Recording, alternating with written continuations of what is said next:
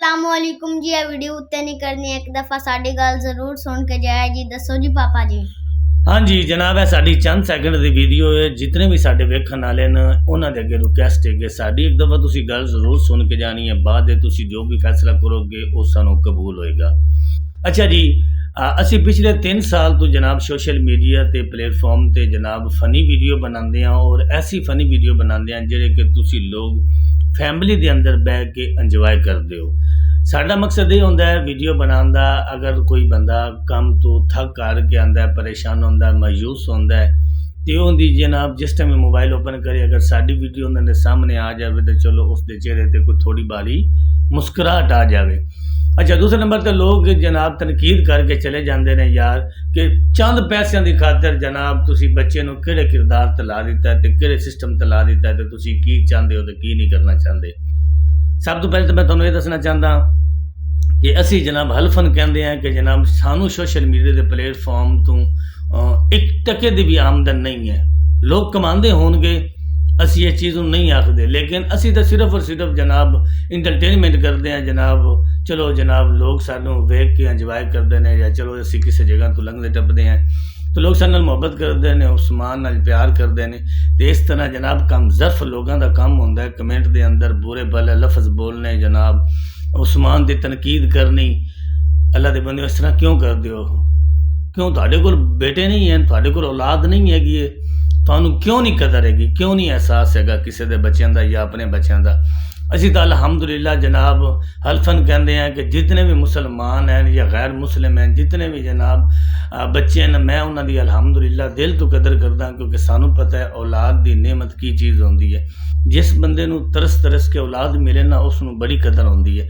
तो बहरहाल इस तरह ना किया करो। असी कोई कमाई नहीं करते, कोई कुछ भी नहीं करते।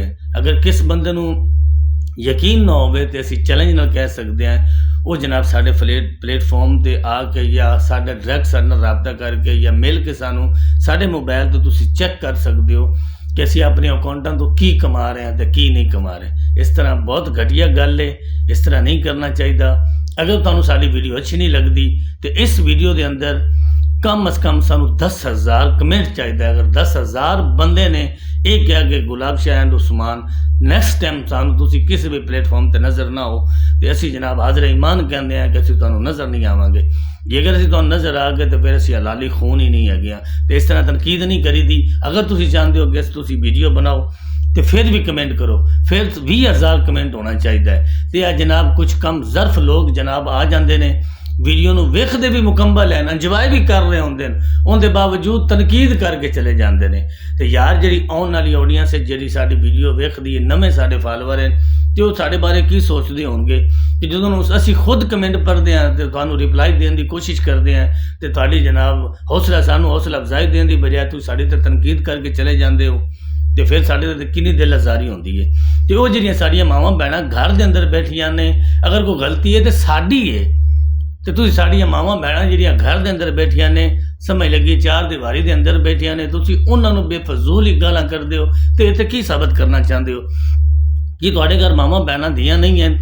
असी भी जनाब तुहाडे मैसेज का बैक रिप्लाई दे सकते हैं उस अंदाज के नाल जिस अंदाज नाल तुसी सानू दिंदे हो, क्योंकि तुसी कोई सानू खाण नूं नहीं दिंदे शाम नूं कि तुसी दिंदे हो तो असी जनाब खांदे हैं या साडा पेट भरिंदा है। समझ लगी है? असी खुद की मेहनत करते हैं तो खुद कमाते हैं, समझ लगी है? तो कमा के खाते हैं। तो मेहरबानी की करो, इस तरह ना किया करो, तनकीद नहीं करनी चाहिए किसी से भी।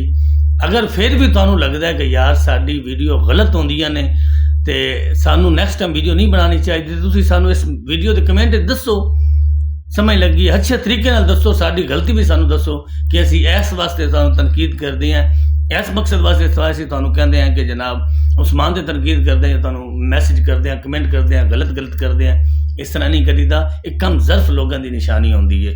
जिहड़ा गैरतमंद इंसान होंदा है या शऊर वाला इंसान होंदा है, अगर कोई बंदा कोई गलती करता भी है तो उसनूं बंदा नज़रअंदाज करता है बजाय उससे तनकीद करन दे। अगर साडी वीडियो तुहानू अच्छी लगी तो मेहरबानी, अगर असी कोई किसी को गलत या बुरा कह गए हैं तो असीं उन्हां तों माज़रत चाहते हैं। दुआवां से हमेशा याद रखो। सानू दो इजाज़त। पाकिस्तान जिंदाबाद।